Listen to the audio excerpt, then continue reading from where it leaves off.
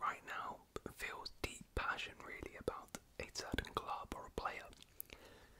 So when a player doesn't feel that same passion and maybe joins their rivals or disrespects the club, then, well, it doesn't go down too well, to say the least. So it is, though, a surprisingly, well, I was going to say rare, actually common occurrence that players, I guess, snake or betray their clubs and their fans. So we're looking at the 20 biggest snakes in football, ranking them from 20 to number 1. Of course, there were many others you could have on this list. I've just gone for 20 here, but get in the comments below anybody I have missed, and yeah, let's see if you agree with my number 1 snake. So let's begin.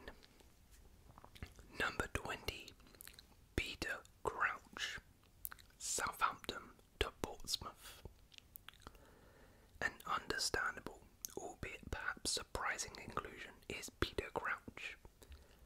The unmistakable 6'7" forward is on his way to becoming a national treasure. The exuberant and seriously funny personality regularly appears as a pundit and is a face that still might be hard to stomach for both Portsmouth and Southampton fans, despite his genial manner, with both clubs experiencing the turncoat propensities of their towering, aerially dominant goal-scoring presence.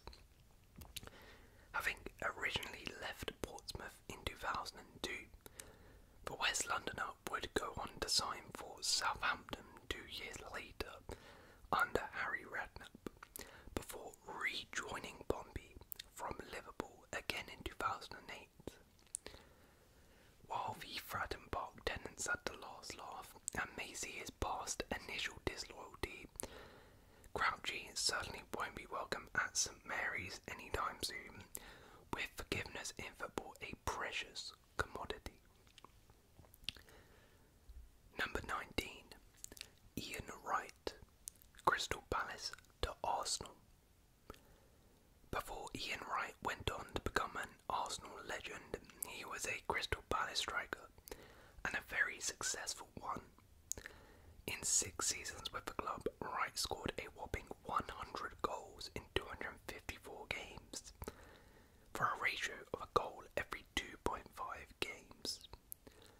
Palace gave Wright his break in the game, and the then young striker was the guy who nearly won Palace the FA Cup with his goals in the final against Man United, and he was already establishing himself as a Palace legend at such a young age.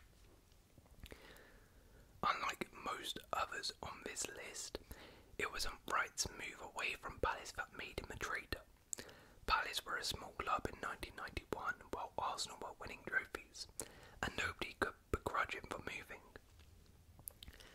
What made Wright a traitor was that in his first season with Arsenal, having just left Palace earlier that season, Wright shamelessly celebrated the goal which relegated Crystal Palace from the First Division, completely forgetting that Palace were the ones who gave him the chance at the top.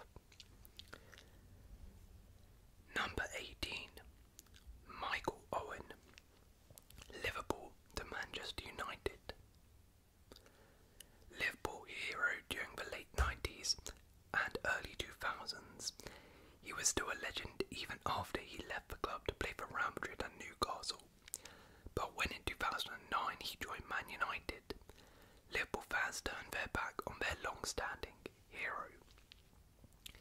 The only reason that Owen doesn't rank any higher here is because he made the switch to Old Trafford so late in his career that United didn't get the best version of the striker. That being said, Liverpool fans were still raging when they saw their former player wearing their rival's jersey. He might have won a few cup competitions with the Reds during his 7 years at the club, but Owen's only league title would come while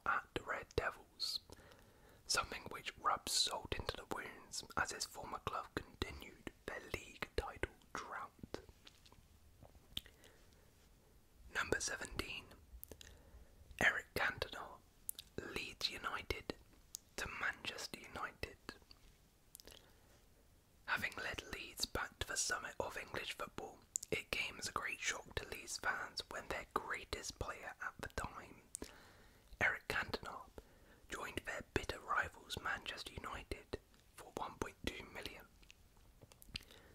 Having joined Leeds in 1992 from Nîmes, Cantona helped the Whites lift the First Division title in the 1991-92 season. This is why Leeds fans were furious when it was announced that the Frenchman was moving to rivals United later that same year. He went on to become one of United's best ever players under Sir Alex Ferguson, but Leeds supporters never forgave him. Number 16. Carlos Tevez, Manchester United to Manchester City. I really debated where to put Carlos Tevez on this list, if he deserved to be put higher or even lower. True, he swapped over on one of the biggest footballing rivalries in the world, but let's not forget United didn't really make an attempt to keep him until the end of his tenure.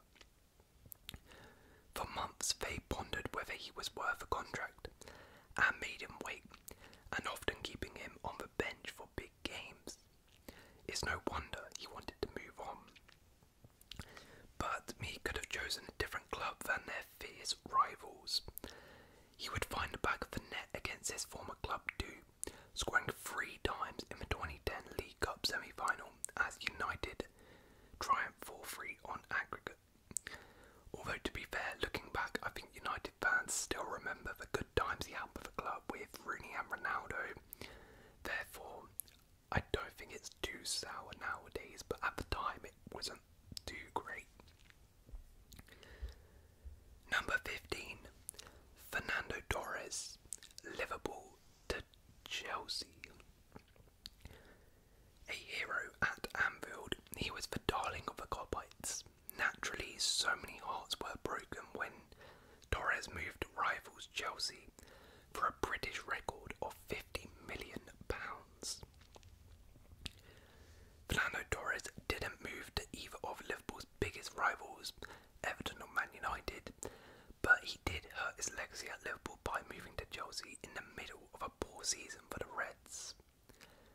He fetched Liverpool a massive transfer fee, but the majority of that was poorly reinvested in the ineffective Andy Carroll. To be fair, besides that moment in the Champions League, this move didn't really work out for Torres either, so looking back he probably wished he hadn't crossed to the blue side. Number 14. Luis Enrique, Real Madrid to Barcelona. While people may see Luis Enrique just as a great manager, what many don't know about Luis Enrique is that he spent the majority of his early career with Real Madrid before switching to Barcelona following the expiration of his contract. The reason that there's not as much hype attached to Luis Enrique's move is because, unlike the other guys who have made this switch, Luis Enrique saw out his contract with Real Madrid prior to moving to Barcelona, and more importantly, he was never a crucial member of the team at Real Madrid. He scored 18 goals in all his time with Real Madrid, and the fact that the team let his contract expire meant that Real didn't really show any desire to hold on to him. But Luis Enrique would make them pay for this, as he went on to become a prolific goalscorer with Barcelona, scoring 109 goals in 300 appearances with the club, and winning 2 La Liga trophies. Not to mention his hero status earning him the managerial job, where he would hurt Madrid again by winning Barcelona a treble. Number 13. Zlatan Ibrahimovic, Inter Milan to AC Milan. Zlatan Ibrahimovic has never been known for his loyalty. Internationally, Ibrahimovic has temporarily retired from the national team a couple of times. Once because he disagreed with the punishment he received for going out 2 nights before a match against Liechtenstein. But Ibrahimovic's lack of loyalty appeals to his lack of loyalty domestically. After Juventus were stripped of their two Scudettos in the Calciopoli scandal, not only did Zlatan and his agent threaten to pursue legal action to get himself out of his contract, but he also moved into Milan, Juventus's biggest rival in Serie A. Not content with having played for both sides in one of the biggest rivalries in Serie A, Ibrahimovic decided he wanted to play for both sides in the biggest rivalry in Italy, the Milan rivalry. Following his unhappy spell with Barcelona, Ibrahimovic moved to AC Milan, where he returned to his role of banging in goals on a regular basis and won the Serie A. And but icing on the cake, Zlatan later returned to AC Milan in his career, retiring there and winning yet another league title at the expense of Inter. Number 12. Lee Clark, Sunderland to Newcastle. Lee Clark was a Newcastle Academy graduate and a boyhood fan, but he infuriated supporters by joining North East rival Sunderland in 1997. That wouldn't be the final twist though, as he was then later spotted at the 1999 Cup Final with Newcastle fans, sporting a t-shirt that mocked Sunderland. He would, unsurprisingly, never play for Sunderland again after that incident, and after 6 years in West London with Fulham, Clark rejoined Newcastle for a season in 2004, with all seemingly forgiven after the Cup Final fiasco. Number 11. Emmanuel Adebayor, Spurs to Arsenal. Not the last man who will appear on this list who played for both of the North London clubs, Adebayor had 3 decent years at the Emirates, scoring 62 goals in 142 appearances for the Gunners. But he moved up north to join Manchester City in 2009, as the Citizens continued their spending under new ownership. He burned his bridges with fans of his ex-club when he scored first Arsenal and ran the full length of the pitch to celebrate in front of the travelling Arsenal support. But then he added gasoline to the existing fire when he later joined arch-rivals Spurs. Arsenal fans had the last laugh though in 2012, with the Gunners beating him 5-2 in the derby. Number 10. Kenny Miller, Celtic and Rangers. If there's one rivalry that can rival the intensity of El Clasico, it's the Old Firm derby between Rangers and Celtic. Given the rich political history behind the rivalry, most players know that that is one rivalry you do not want to mess with. And yet it seems Kenny Miller missed that memo as he crossed between the two teams not once, but twice, switching from Rangers to Celtic and back to Rangers. In the end, Rangers fans hardly cared about his switch to the dark side, as Kenny Miller's performances for Rangers were spectacular, and he helped the team to multiple league titles. Celtic fans may have been a bit more displeased with Miller though, as he was fairly poor in the one season he spent with them, but Celtic did manage to win both the league and cup in his single season with the club. Number 9. Robin van Persie, Arsenal to Manchester United. The Man United-Arsenal rivalry was one for the ages. Memories of an irate Roy Keane offering straighteners out to Patrick Vieira in Highbury Tunnel, Martin Keough screaming in the face of Reid van Nistelrooy after missing a penalty, and John O'Shea channeling his inner Pele by intricately beating Arsenal defenders before dinking it over Manuel Lumia. Of course, the animosity between Wenger and Fergie always added a tantalising strand to the narrative. So when Robin van Persie swapped North London for Old Trafford, his villain arc began, and in that one move, he wiped out his entire decorated legacy at the Emirates.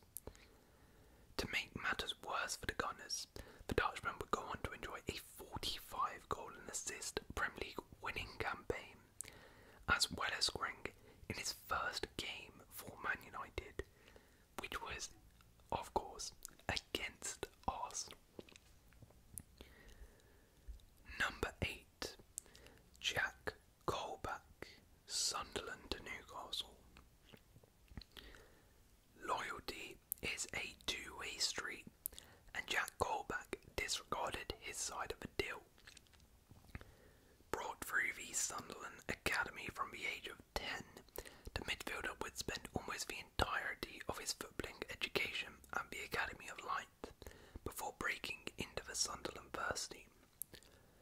After 14 years, 135 appearances, and a time where derby goal that saw Sunderland beat Newcastle 3-0, Colback left in the summer of 2014 on a free transfer to bitter rivals Newcastle. A boyhood fan of the Magpies, Colback had decided to dispose of all the positive relations he had built over the years at a club that gave him his first start in professional football for a move to St James's Park, a switch that received swaths of anger from the Stadium of Light faithful. Number 7. Ashley Gold, Arsenal to Chelsea. Arsenal fans really have been hurt in seasons gone by, but none quite as bad as this one. Cole was considered to be one of the best left-backs in the game while at Arsenal, playing an important role in their invincible season.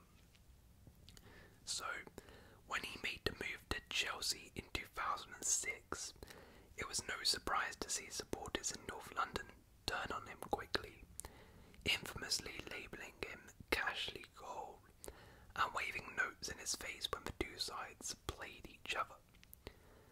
They had to watch as their academy graduate went on to cement his legacy as one of the best left-backs to play the game, winning every single piece of silverware possible at their arch rivals. Number 6. Mo Johnston, Rangers to Celtic. I'm pretty sure I've just messed up here in terms of the numbers. I feel like I've said number 6 already, but oh well. Anyway, there are certain moves that you just don't make, and switching between Rangers and Celtic is definitely up there. But one of the most notable names to have played for both is Mo Johnston. After 3 years at Celtic between 1984 and 1987, the forward joined Nantes for a brief spell before moving back to Scotland and signing for the other Glasgow side in 1989. The move was a shock, in particular because prior to his move to Rangers, Johnston had stated that the only British club he wanted to play for was Celtic, and he had been pictured in a green and white shirt. As a Catholic at a Protestant club, the move angered Rangers and Celtic fans alike.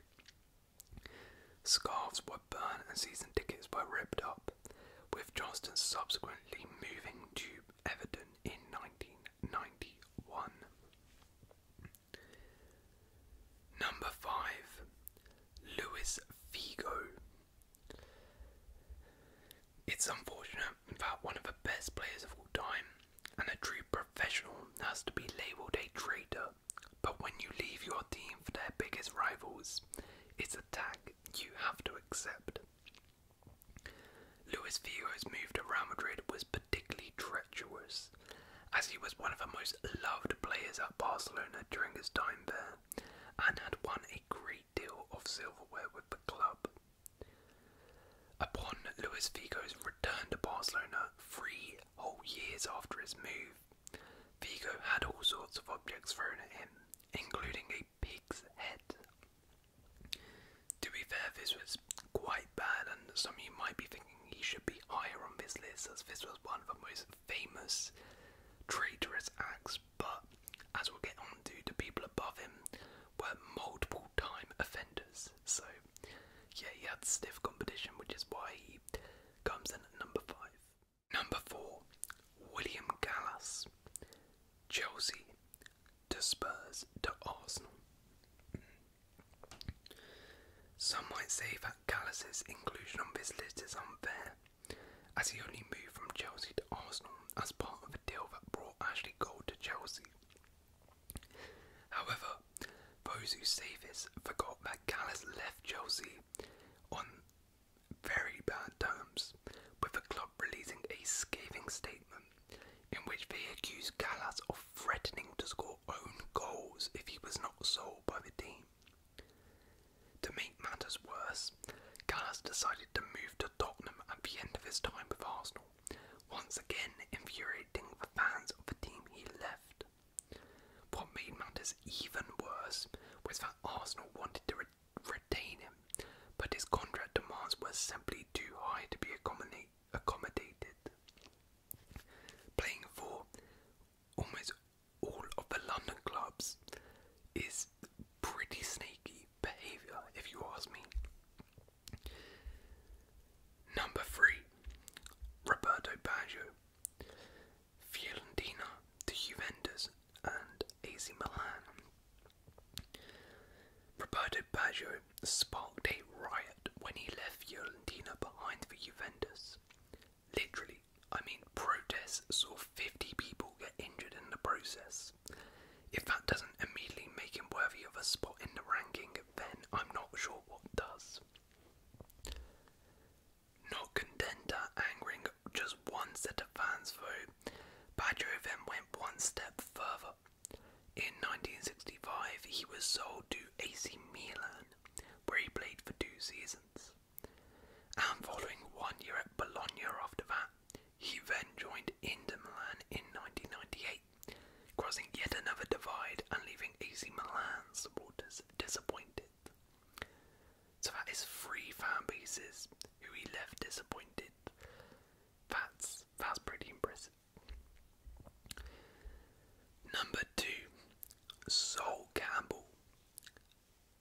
Spurs to Arsenal. Arsenal got hit with a trio of traitors earlier on, but they can sit back and enjoy the tears of Tottenham fans here. A youth product of the latter, Campbell came up through the ranks at Spurs and played 296 times at White Hart Lane. His contract was set to expire in 2001, and Campbell then shocked the world by switching to their arch rivals. He asked Tottenham fans to respect his decision at his unveiling, a request that was unsurprisingly rejected. Supporters who had cheered him on over the years turned on him in a matter of moments. A traitorous move by all accounts, but one that did pay off if you look at the silverware Campbell collected. But it was very, very bad, as Campbell was seen as really one of the leaders and one of the real standouts of the Tottenham project, someone they were going to build their team around from the academy for years to come. And then he left, not giving them a single penny, running down his contract and joining Arsenal. That's pretty bad. Alright, and number 1, the biggest snake in football history is Ronaldo. R9, not Cristiano. Real Madrid to Barcelona, AC Milan to Inter Milan. One of the greatest players of all time, and also a man who lacked any loyalty to his previous clubs. After a single season with Barcelona, where he scored an incredible 34 league goals in 37 games, Ronaldo moved to the San Siro and joined Inter Milan. He was riddled with injuries defeats during his 5-year spell, but still scored 59 goals in 99 matches. Then, to the shock of Barca fans, he made a move to arch rivals Real Madrid in 2002, becoming a Galactico in the process. Not content with crossing the divide between one set of clubs though, he then moved back to the San Siro, this time joining AC Milan in 2007 for a year. Although the Rossoneri did not get the best version of him, he only played 20 times for them, with injuries again taking their toll. The icing on the cake of Ronaldo's traitorous behaviour was his move to Corinthians, after training for numerous months with boyhood club Flamengo to recover from knee surgery. Despite Flamengo making it clear they were willing to sign him, Ronaldo chose instead to sign for Corinthians, a title rival of Flamengo's in the Brazilian league. Snaking 3 teams in one career is pretty impressive, and even though I'm not sure these clubs really hate him, is still enough to earn him top spot. So there we go, those were the 20 biggest traitors or snakes in football. Hopefully you guys have enjoyed this video. If you have enjoyed, please leave a like, consider subscribing. I'll see you in another